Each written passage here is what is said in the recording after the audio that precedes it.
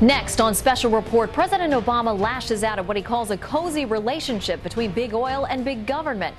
Good evening, I'm Shannon Breman tonight for Brett Baer. President Obama says the federal government shares responsibility for the conditions that led to the disastrous Gulf oil spill, and he vowed today that things are going to change. We have Fox team coverage. Senior White House correspondent Major Garrett will show us the president's outburst, but we begin with correspondent David Lee Miller in Venice, Louisiana, with the latest on efforts to stop the flow of oil. Good evening, David. Shannon, government officials and BP have repeatedly said that the oil leak in the Gulf is gushing at a rate of more than approximately 200,000 gallons a day. Now some scientists say that rate could be much higher. How much higher? 12 times as much.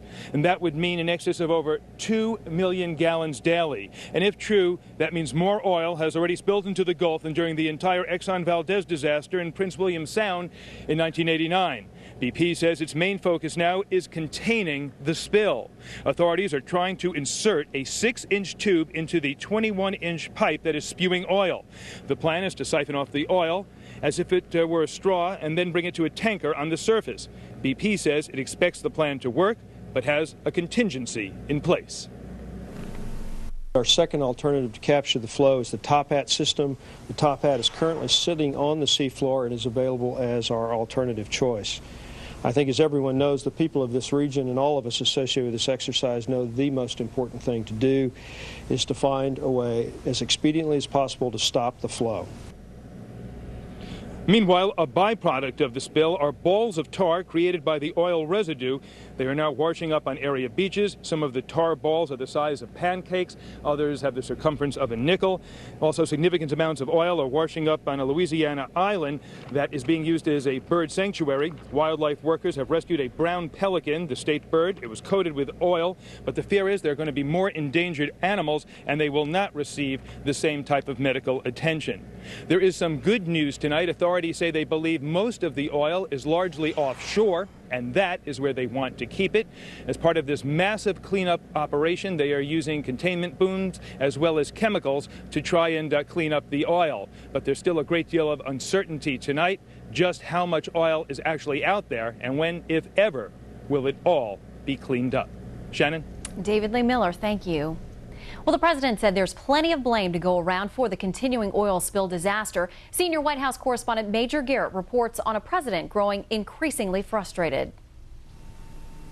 The White House released this photo of a mini cabinet meeting on the Gulf oil spill, hoping to convey the image of presidential action.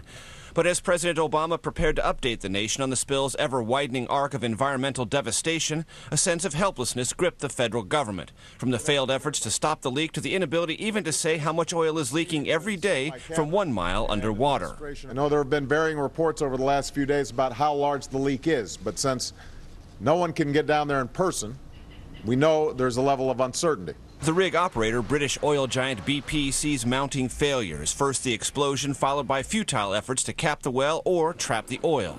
I don't know why they didn't work. What we're doing now is applying the best minds, the best capabilities, and we're actually doing things that haven't been done before. Environmentalists say the flow of oil and the plague it's spreading are much worse than previously disclosed. This is probably the greatest environmental disaster in American history. Upwards of 25,000 barrels of oil are still leaking every day. That makes the president mad, and he lowered the boom internally and externally, much harder externally, ridiculing testimony before Congress this week from the 3 companies involved in the leak. I did not appreciate what I considered to be a ridiculous spectacle. You had executives of BP and Transocean and Halliburton falling over each other to point the finger of blame at somebody else. With Interior Secretary Ken Salazar at his side, Mr. Obama also said cozy relationships between the oil industry and the Minerals Management Service that reports to Salazar led to environmental shortcuts.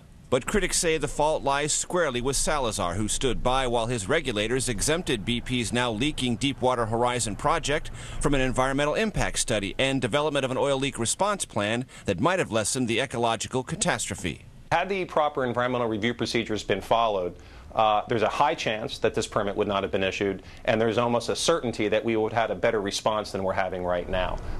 The president said he wants the oil leak capped ASAP, but everyone knows that's not going to happen. The president also praised the use and deployment of hundreds of thousands of gallons of chemical dispersants. But there's mounting evidence that those dispersants may be harming, maybe even killing, sea life, including birds, tortoises, sea turtles rather, and dolphins. Shannon? All right, no easy solutions. Major Garrett at the White House, thank you.